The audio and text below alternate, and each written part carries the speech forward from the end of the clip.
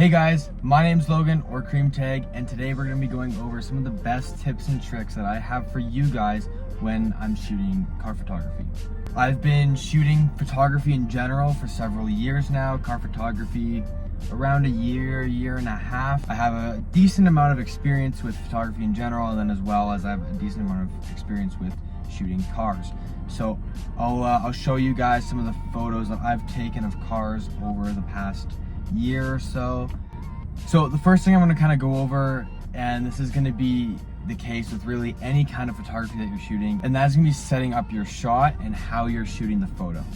There's kind of three like main shots that people do when shooting cars, and those are front end shot, a front 3/4 shot, and a close-up or detail shot. Now there are plenty of other angles for when you're shooting cars, but those are kind of like the three go-tos.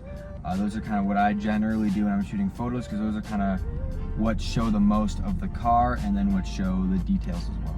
The most important thing is that you have good composition, because even if you're the best at editing photos, even if you have the perfect settings and it's the perfect time of day and all that stuff, if your photo doesn't have good composition, it's not going to turn out well. So you may be asking, what is composition? What does this mean? How do I have good composition?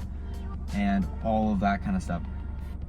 To put it simply, the composition is how you frame and line up your picture. So this includes how you set up your foreground, your midground, your background. This includes the objects that are in your photo, anything like that. This includes using your rule of thirds. Lining up your shot with those lines is the best way to get a pleasing or satisfactory composition for your photo. Now, this isn't always going to be true. There are going to be times where you're going to bend those rules, but for the most part, especially if you're a beginner or you're just learning how to shoot photos, following the rule of thirds is a very essential first step into getting better photos. Now, along the lines of all of that, you can line everything up, but if you don't have a good foreground and background, your photo's not going to look great. So what I've seen a lot is people will be shooting photos of cars, and how I like to describe it is the photo is or the car is choked out in the image, meaning that the photo is too close up on the car where there is background, but there's just not enough background, and it's sort of unpleasing.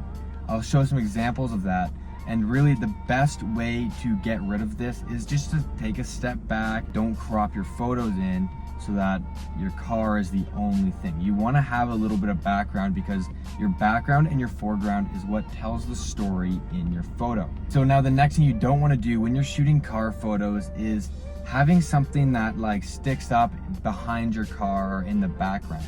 Now, the most common example of this is there's going to be like a light pole or a sign or something like that sticking up behind your car. And what that can do is it draws the eye away from the car, and it kind of throws the viewer's eyes all over the screen, and it really confuses from the picture, and it takes away from the value of the pictures. One aspect of composition when it comes to car photography is making sure that you have a very well-defined foreground and background, because if everything kind of blurs together as all midground, it really takes away from the car. So one way that I kind of separate the car from the rest of the foreground and background, the rest of the image and everything else that's going on within the picture, is I tend to use a lower f-stop. So I lower the aperture, not necessarily all the way, of course it's going to depend on the image and your location and what you're shooting and all that, but I tend to shoot with a lower aperture. And what this does is it creates a more narrow depth of field, and it makes it so that the image that you're focused on is really all that's going to be in focus. It means normally the ground will be blurred or the background will be kind of blurred out a little bit, and it really helps define your car or whatever vehicle that you're shooting within the photo. Now, of course, there's a lot more that you can dive into with just composition, and I'm sure I'll do plenty of more videos on that in the future, but we're just kind of doing a general idea for now. So moving away from composition, purely going into looking at editing. Now, me personally, I use Adobe Lightroom when I edit all of my photos. All professionals edit their photos. Everyone does. It's a part of taking photos. Now, if anybody's going on about, oh, I don't need to edit my photos, they're just on some kind of an ego trip. Realistically, anyone who shoots photos and edits them, it's gonna be a better photo. And anyone who does like shoot photos or shoots video stuff for a living, they'll all tell you that they all edit their own photos. So what I often see when people edit photos is seeing photos that are oversaturated. Now, you can edit your photos, but don't overdo it. That's the really big thing. Oftentimes, people will put a filter on it or something, it just won't look realistic. So what I tend to try and do is edit a photo to make it look as natural as possible while still bringing out the kind of just natural colors that are there. But yeah, try and stay away from over editing photos. There's plenty of other videos that you can go on YouTube and watch about how to edit car photos and all that kind of stuff, and I'll likely do videos like that in the future. However, for now, I'm just gonna kind of say a little blurb about that and tell you, yeah, search up some videos about editing photos. There's one very, very important thing when it comes to particularly automotive photos, and that is your lighting. Car paint or wraps will often reflect light in very harsh ways depending on how the light is set up. And so what I will always say is never shoot car photography in the harshest time of day. So what I mean by the harshest time of day is when the sun's directly overhead, and what that means is there's a very big contrast between your shadows and your highlights. So what that does is it makes it incredibly difficult to edit photos.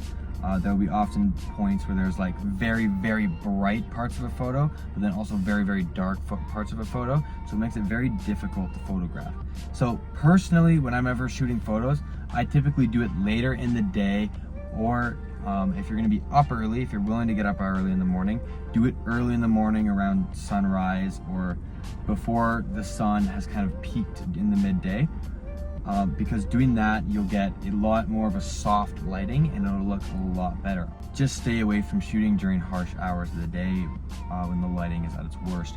So even though it's really bright out, it's actually better to shoot maybe when it's a little bit darker, or my personal favorite is to shoot around sunset, because then you get all those beautiful colors throughout the sky. Especially where I live, we often get really, really pretty sunsets here.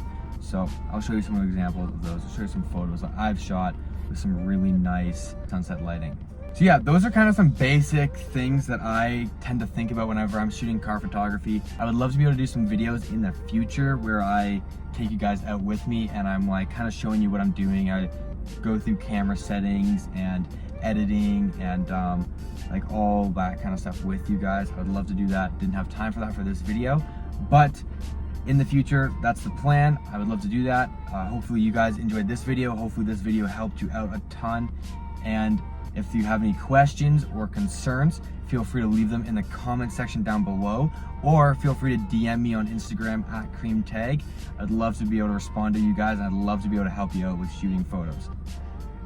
Thank you guys so much for watching. Remember to like, comment, and subscribe. Turn on those post notification bell, because I post every Sunday. I post videos just like this one, all kinds of stuff, vlogs, whatever you can think of car related, I do it. So yeah, thank you guys so much for watching. I'll see you next week. Peace.